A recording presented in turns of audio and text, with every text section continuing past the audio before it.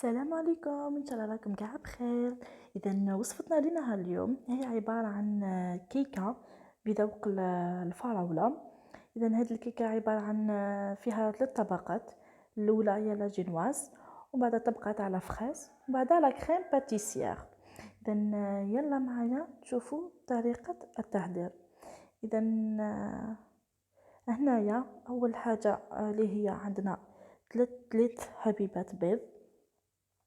عندنا كاس الى ربع تاع الزيت، كاس غير ربع تاع السكر، وكاس غير ربع تاع الحليب. وهنا عندي لا فريز، هنا قطعتها قطع صغيره ودرت لها 3 حبيبات، 3 كويير تاع السكر، وعصرتها نص حبه قارص. وهنايا عندي لا فاني ولا لوفور والفرينه ايضا باش نلم العجينه تاعنا. اذا هنايا دون زي ريسيبيون رابيت حبه تشينا ودرت لها 3 هذاك البيض مع السكر، وراح نطلعهم جيدا، ورشة ملح. راح نطلعهم جيدا حتى يبيض لي الخليط. وموراها وانا نحرك بالباتور ونزيد الزيت على 3 دفعات بشويه. نزيدو الزيت وميم طون نخلطو. وتاني موراها نجيب ايضا الحليب اللي هو كاس غير ربع، وراح نديرو تاني مع الخليط الاولاني تاني وراح نخلط. اذا وهنايا عندي لافاني مغرفه صغيره لافاني، وموراها عندي هنايا 2 كيسان ونص فرينه. لان هنا عندي 2 كيسان مع 2 مغارف، ونغلب لهم مع لا لوفور باش تحصل على هذه النتيجه. اذا هنا راح نجيب المول العهدي بتاعي، وراح نديرو الزيت ورشيته بالفرينه. وهنا راح ندير الخليط تاعي في المول، وراح ندخله للفرن اللي كنت مشعلته مسبقا على 180 درجه، وراح يطيب حوالي من 20 ل 25 دقيقه. اذا هنايا بالطبع كل وحده والفرن تاعها. كي تشوفوا حمار من لي كوتي شعلوا له من الفوق تاني باش يزيد يحمر، وبعد صاي وخرجوه باش يبرد لكم. اذا وهنايا كي نحط لا جينواز تاعي للفرن، مباشره راح نحضر الكريمه، الكريم باتيسير. لان عندي كاس حليب، ومعاها عندي 3 مغارف كبار سكر، وحبه بيض، و2 مغارف كبار مايزينا ولا النجا. اللي ما عندهاش مايزينا تقدر تاخذها بالفرينه. اذا راح نخلط كلش البارد في بارد، وراح نديرها طيب حتى وتعقد لي الكريمه تاعنا. واذا وهنايا بعد ما عقدت لي راح نضيف لها مغرفه كبيره زبده. اذا هنايا بيان سور نديرها دون ان ريسيبيون. وراح هنايا عندي عطر الفراوله، هذا اختياري سي فاكولتاتيف، اللي ما عندهاش تخليها هكاك بذوق الفانيليا. اذا بما انه هذا الكاطو تاع لا فريز على بها درت له العطر تاع لا فريز. اذا وهنايا راح نخلط باش ندخل مليح هذيك الزبده مع هذاك ليكستري دو فريز مع بعض. وموراها نغطي لا كريم باتيسير تاعها ونخليها تبرد جانبا. وهنايا مول ما طابت لي الكيكه تاعي راح نسالي ندورها هكذا بالموس باش نتاكد انه ما تلصق ليش. وراح نجيب ديريكتومون طبق التقديم وراح نقلبها.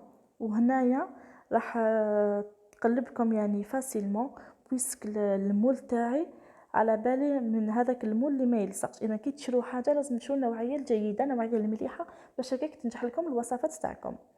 اذا وهنايا هاي لك الكيكه تاعي، يعني صراحه جاتني مشربه من الاول، وبصح هكاك راح نزيد انا نشربها. هنايا لا فريز هذيك نحيتها من الفريجيدير بعد ما طلقت لي هذاك لو سيرو تاعها، وجبت هنا اون باسوار وهكاك باش نعصرها ويخرج لي كاع لو سيرو تاعها.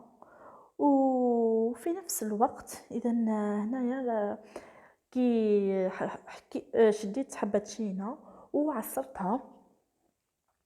عصرتها وخلطتها مع هذاك لو جو تاع لا فريز. لان هنا عندي عصير مزيج بين الفراوله والبرتقال، وهذا لو جو صدقوني جاب بنين وحده هكا جاب بنين. اذا هنايا بلا ما نطيب السيرو وكاع، انا درت سيرو وجدت سيرو تاع الفواكه.